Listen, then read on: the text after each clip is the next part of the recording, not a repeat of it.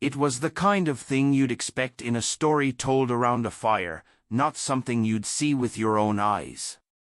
But there it was, lying on the old porch boards, a glistening silver fish, still fresh, with a trail of paw prints leading back toward the forest. He didn't need to guess who left it. He already knew. The river had half frozen over that winter, its surface glazed with a thin crust of ice that cracked and refroze each night. It was early morning when Samuel, an old man who had lived at the forest's edge for decades, set out with his worn fishing pole and a small basket to check the traps he'd placed downstream. The air was sharp enough to sting his lungs, and the frost clung to his beard like threads of glass. He was following the familiar narrow trail along the bank when a sound cut through the muffled stillness, a high, desperate cry. It wasn't a bird, and it wasn't the groan of shifting ice. It was something alive, something struggling. Samuel slowed his steps, scanning the bend ahead, and then he saw it. A small bear cub, no bigger than a large dog, was trapped where the river ice had fractured. One of its front legs was wedged between slabs, and the thin surface beneath it sagged dangerously with every movement. The cub's dark fur was plastered with ice, its breath short and ragged. It must have wandered from its den, chasing fish or curiosity, and fallen into the trap of half-frozen water. Samuel didn't think. He moved. Dropping his fishing basket, he stepped cautiously onto the brittle ice, the cracks echoing beneath his boots. Every few feet, he tested the surface with his weight before leaning forward to reach the cub. The bear whimpered, flinching, but too exhausted to resist. "Easy now, easy," Samuel murmured, his voice low and steady. With a quick shove of his walking stick, he pried apart the slabs of ice enough to free the cub's leg. The animal stumbled forward, and Samuel scooped it into his arms without thinking about the danger. Its small heart hammered against his chest, and the damp chill of its fur soaked into his coat. Back on solid ground, Samuel set the cub down gently. It stood there shivering, looking up at him for a moment with wide, glassy eyes before limping toward the tree line. It disappeared into the pines without a sound, leaving Samuel alone by the river with his breath clouding in the frosty air. He returned home that day with empty hands, but a strange warmth in his chest. He didn't expect to see the cub again. He certainly didn't expect it to remember. Winter loosened its grip slowly that year. By late April, the snow had melted back into the earth, leaving the forest floor damp and rich with the smell of pine and soil. Samuel's cabin felt different in the warmer air, the windows open for the first time in months, the creak of the porch boards underfoot as he stepped out each morning with a cup of coffee steaming in his hands. It was on one of those mornings, when the mist still clung low between the trees, that he noticed something odd. Sitting neatly in the middle of his porch, as if placed with intention, was a single pinecone. It wasn't unusual to see pinecones scattered around this time of year, but this one wasn't just dropped randomly. It was centered perfectly between the rocking chair and the door, as if someone, or something, had set it there deliberately. Samuel bent down, picking it up slowly. The cone was large, symmetrical, and fresh, still holding the faint scent of resin. He turned it over in his hands, a puzzled smile tugging at his lips. Out beyond the porch, just at the tree line, the morning shadows shifted, a shape moving between the pines. He squinted, but whatever it was melted back into the forest before he could be sure. The next day, there was nothing. Then, a week later, he found another, this one resting against the step, almost like it had rolled there, except there was no wind that morning, and the ground was perfectly still. By the third pinecone, Samuel began to wonder. His mind went back to the winter, to the cold morning at the river, to the feel of a shivering body pressed against his chest. Could it be? He told himself it was just nature being strange, but every time he found one of those perfect pine cones, a quiet part of him wanted to believe otherwise. By mid-June, the forest was thick with green, and the air carried the sweet, almost heavy scent of blooming wildflowers. Samuel spent more time outside now, tending to his small vegetable garden, repairing the roof shingles the winter storms had loosened, and sitting on his porch in the evenings, listening to the hum of crickets. The pinecones had kept coming, though less often now. Every couple of weeks, one would appear on the porch, always in the same spot, always perfect. Samuel had stopped pretending it was a coincidence. He didn't talk about it to anyone in town. This felt like a private conversation between him and the forest. Then one warm morning, just as the sun was rising and the grass still glittered with dew, Samuel opened his door and stopped dead. There, where the pine cones usually rested, lay something entirely new, a small bundle of wild berries. They were fresh, deep red and purple, still holding the glisten of the early morning. The stems were intact, and the way they were bunched together made it clear they hadn't simply fallen there. Someone, had placed them. Samuel crouched down, the old wood of the porch groaning beneath his weight. He could almost see it in his mind, a large, deliberate paw setting them down, claws curling carefully to avoid crushing them. He lifted the berries gently, surprised at how cold they still felt, and glanced toward the tree line. For a split second, he caught a glimpse, a flash of brown fur and a slow, deliberate movement between the trunks, before it vanished into the shadows. Samuel smiled to himself, shaking his head. "Well," he murmured, "I guess we're trading now." It was a late July evening, the kind where the forest seemed to glow in the golden light just before sunset. Samuel had left his porch door half open to let the cool air drift inside while he finished mending a fishing net at his kitchen table. The rhythmic pull of the thread between his fingers almost made him miss the sound, a faint creak of the porch boards outside. He froze, head tilting toward the doorway. It wasn't the quick patter of a squirrel or the scratch of a raccoon's claws. This was slower. Heavier. Moving quietly, Samuel reached over and turned down the flame on the old oil lamp so the light inside wouldn't glare against the screen door. Through the thin mesh, the view beyond came into focus, and there it was. The bear. It was bigger now, almost fully grown, but there was no mistaking the deep brown coat, the curious tilt of the head, and the deliberate care with which it moved. It padded up to the center of the porch, nostrils flaring as it sniffed the air, and in its mouth, Samuel saw a glint, something silvery and wet. The bear set it down gently, a freshly caught trout, its scales still shimmering faintly in the fading light. For a long moment, the animal simply stood there, its dark eyes fixed on the quiet cabin, ears flicking once at the sound of a distant jay calling in the woods. Samuel's breath caught. He didn't move, afraid to break whatever this was. The bear turned its head slightly, almost as if checking the surroundings, then stepped back toward the steps. It didn't run. It didn't seem afraid. It just slipped back down into the grass, melting into the shadows of the tree-line without a sound.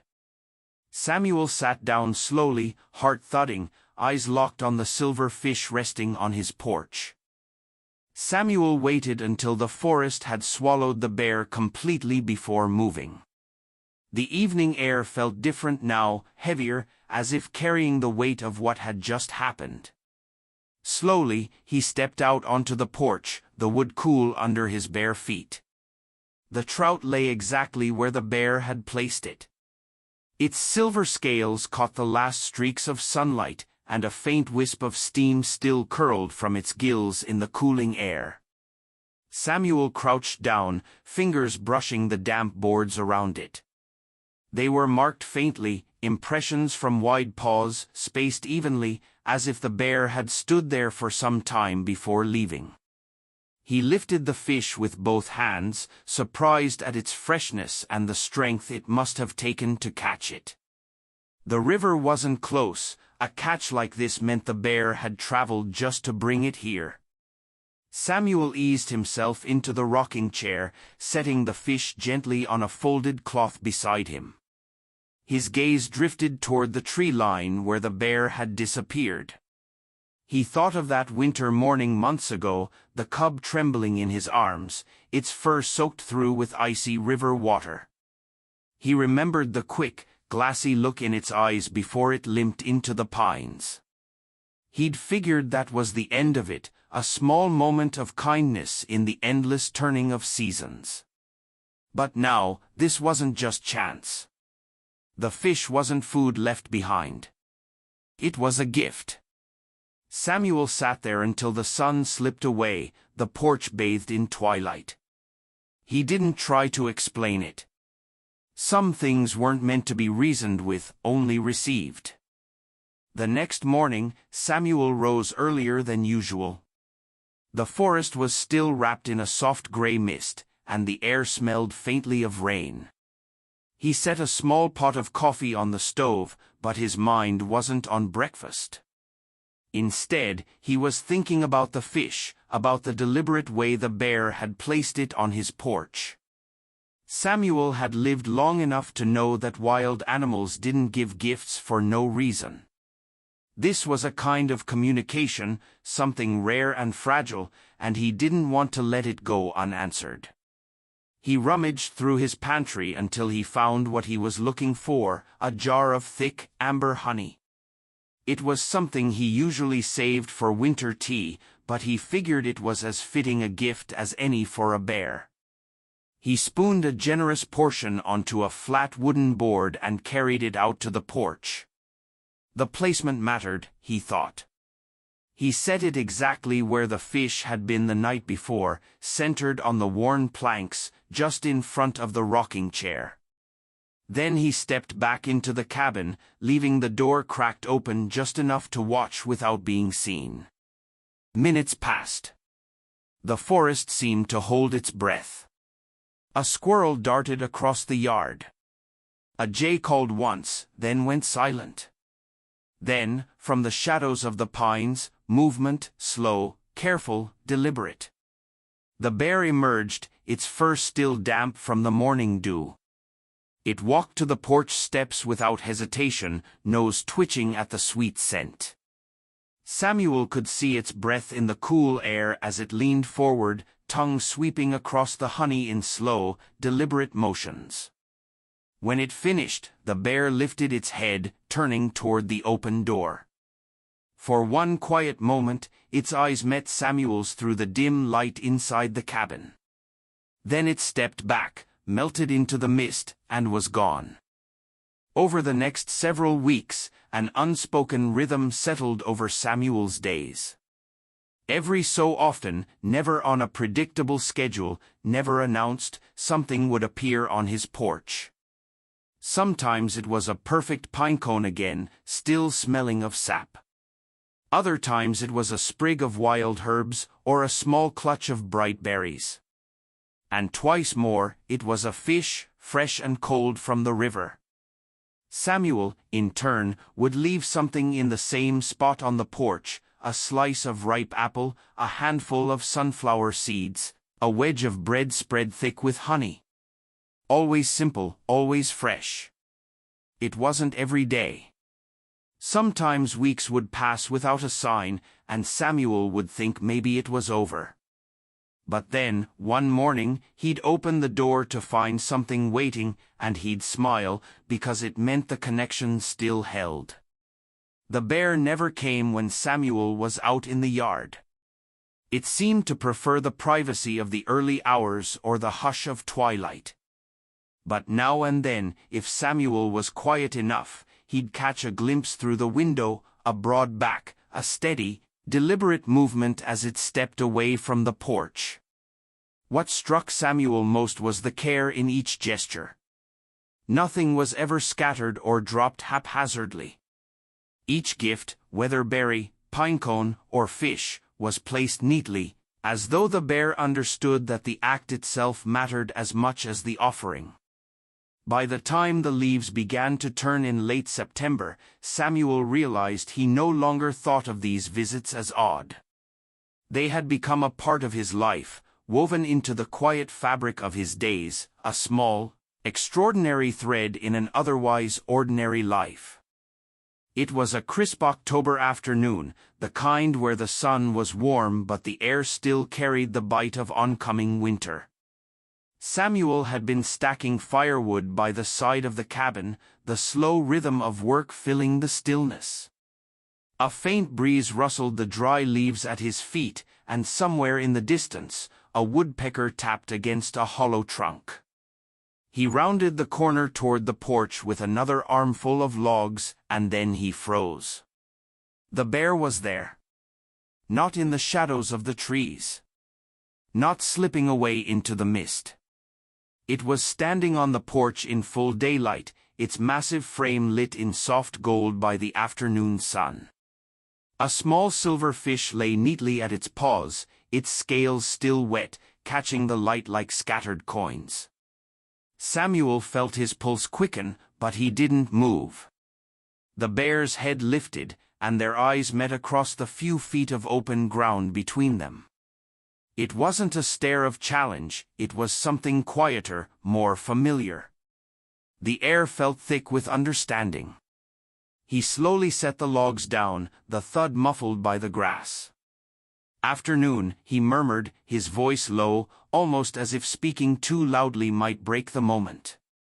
The bear didn't flinch. It simply stood there, the faint steam of its breath curling into the cool air. For a long moment, neither moved, man and animal bound in a strange, silent exchange. Then, with a slow, deliberate motion, the bear stepped backward off the porch. It turned, not in fear, but in a kind of unhurried ease, padding toward the tree line. At the edge of the forest, it looked back once, ears flicking in the sunlight, before disappearing among the pines. Samuel walked to the porch, his steps measured. He crouched beside the fish, the boards warm beneath his palm, and smiled. Whatever this was, it had grown into something far beyond chance. The first snow of the season came early that year. Samuel woke to a world wrapped in silence, the kind of stillness only snowfall can bring.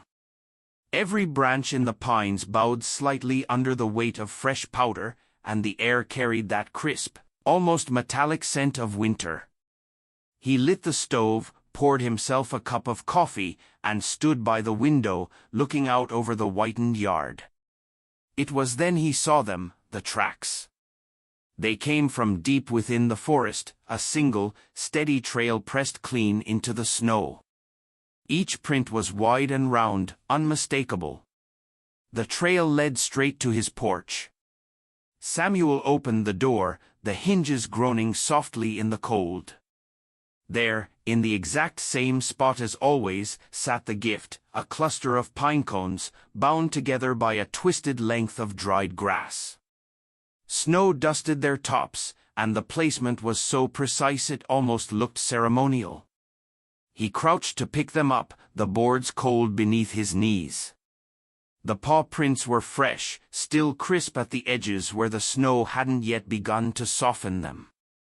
He followed them with his eyes, tracing the path back toward the tree line. Halfway to the forest, he saw it, a broad shape moving slowly among the falling flakes. The bear turned its head once, meeting his gaze across the white expanse. Then, without hurry, it disappeared into the pines, its dark fur vanishing against the shadows. Samuel stood there a long time, the pinecones cradled in his hands. The snow fell quietly around him, but inside, there was a warmth that no fire could match. It was midwinter, and the snow lay thick over the land, muffling every sound. The moon was full that night, casting a pale silver light over the forest, making every flake of snow glitter as if the world had been dusted with powdered glass. Samuel had fallen asleep in his chair by the fire, a heavy quilt over his knees, when a sound pulled him awake, the faintest creak of the porch boards.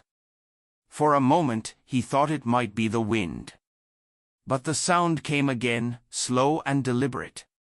Samuel rose, pulling on his old wool coat, and stepped quietly to the door. He eased it open just enough for the cold to bite at his cheeks. There, in the moonlight, the bear stood. Snow dusted its back and muzzle, the soft flakes melting against its warm fur. In front of it, on the porch, lay a fresh trout, its scales flashing faintly in the silver light. Samuel stepped out, boots crunching in the thin layer of snow that had drifted onto the porch. The bear didn't move away. Instead, it simply watched him, its breath curling in the cold air, the only sound the faint hiss of falling snow. He crouched slowly, picking up the fish, and for a heartbeat, they were only a few feet apart. In that stillness, Samuel could hear the quiet rhythm of the bear's breathing, could see the way the moonlight caught in its eyes. "Thank you," he said softly, his voice low but steady. The bear blinked once, a slow, unhurried movement, then stepped down from the porch into the yard. Its tracks pressed deep into the snow as it padded toward the forest, the moonlight following it until the trees swallowed its shape. Samuel stayed outside for a long while after it was gone, the trout cradled in his hands, the snow falling around him. The night was cold, but the quiet bond they had built over seasons was warmer than any fire.